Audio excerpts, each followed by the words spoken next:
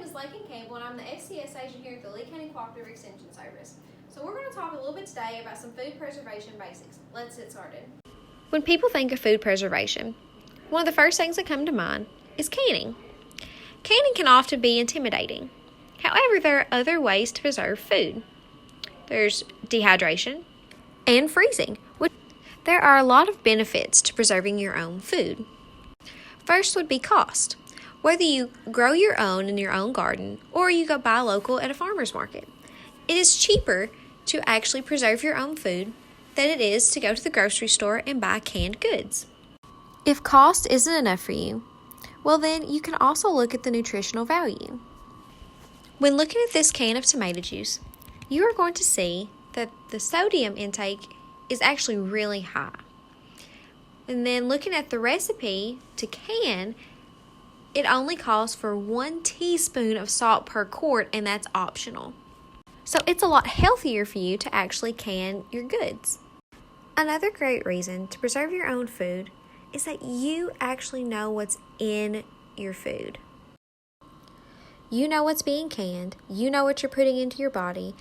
You may have even been the person who grew the food in the first place. With knowing all of this information, you know that there's nothing hidden in there. There's no hidden preservatives. There's no added sugar, no added salt. And it gives you comfort in knowing what you're actually putting into your body.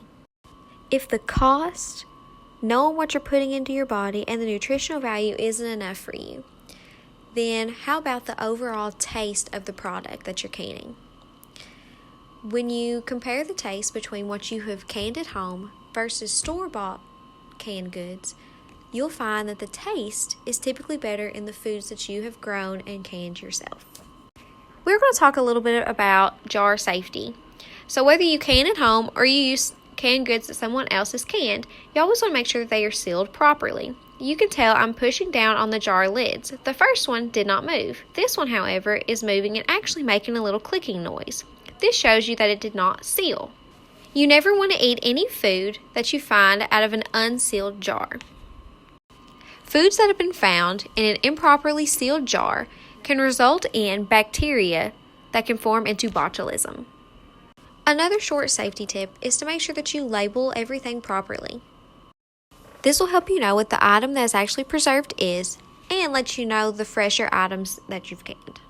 This is a very brief summary of canning and food preservation. If you're interested, you can also check out the Ball Blue Book, and it goes into great detail on different canning temperatures, on canning specific foods, freezing, dehydrating, any type of information that you would need in that sense.